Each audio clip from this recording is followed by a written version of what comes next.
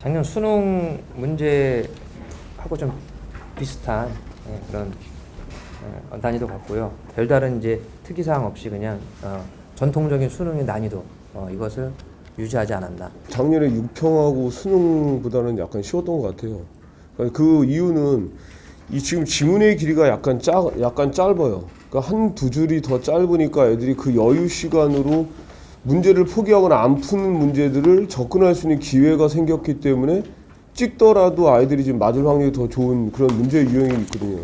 올해 3월달 모의고사가 너무 어려워서 그런 건지 이번 6월 평가 오는 아이들한테 되게 쉽게 느껴지지 않았을까 이런 생각이 들거든요. 그래서 일단 뭐 여러 가지 이유가 있겠지만 일단 전반적으로 지문들의 길이가 되게 짧은 편이고요. 보통 21번 함의 추론 문제를 좀 중위권 학생들이 좀 어려워하는 편인데 이게 되게 지문의 내용도 짧고 그리고 내용도 쉽게 출제가 됐기 때문에 이런 부분들 되게 쉽게 넘어가게 되면 뒤에 시간 확보가 잘 되는 것도 있고요. 그리고 글의 순서 문제들도 좀 아이들이 좀 곤란해하는 그런 문제인데 얘도 요번에 또 지문의 길이도 짧고 평이하게 출제가 됐기 때문에 아이들이 느끼기에는 시험을 상당히 해볼 만하다라고 느끼지 않을까. 네, 이번 6월 평가원 영어 시험은 작년 수능 영어 시험과 비교했을 때 약간 비슷하거나 조금 어려운 수준 정도로 생각됩니다.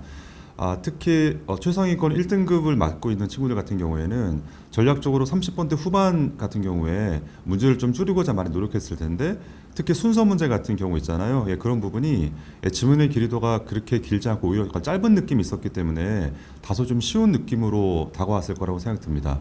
그래서 앞부분에 30번대 초반에 빈칸 문제 있죠. 빈칸 문제 같은 경우에도 시간을 투자할 수 있는 어떤 시간을 확보했기 때문에 좀 약간 좀 해볼 만하다 그런 생각이 들었을 거라고 생각됩니다.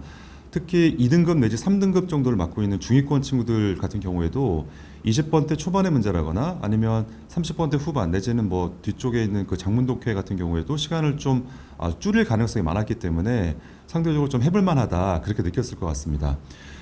그러나 좀 어려웠던 문제도 좀 눈에 띄는데요.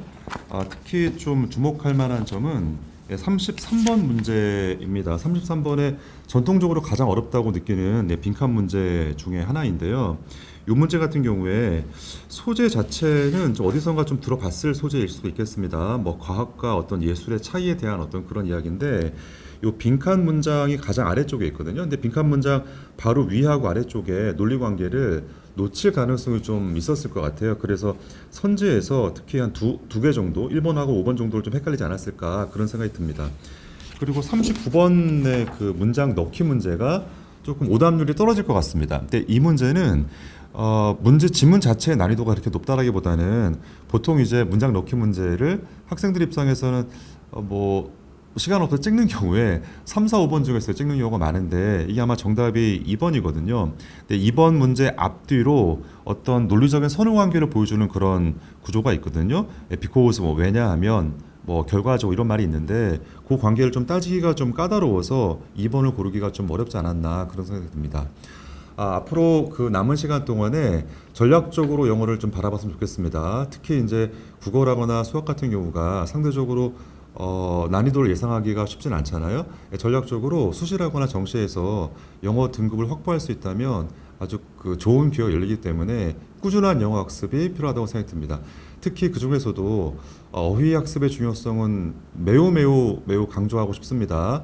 꾸준히 자기가 아는 단어를 반복적으로 보는 연습을 하는 게 가장 중요하고요. 그리고 우리말로 이해했을 때 그 논리적으로 우리가 앞뒤 문맥을 파악할 수 있겠냐 그런 연습을 꾸준히 하시는 게 도움이 되리라고 생각합니다. 네, 고맙습니다.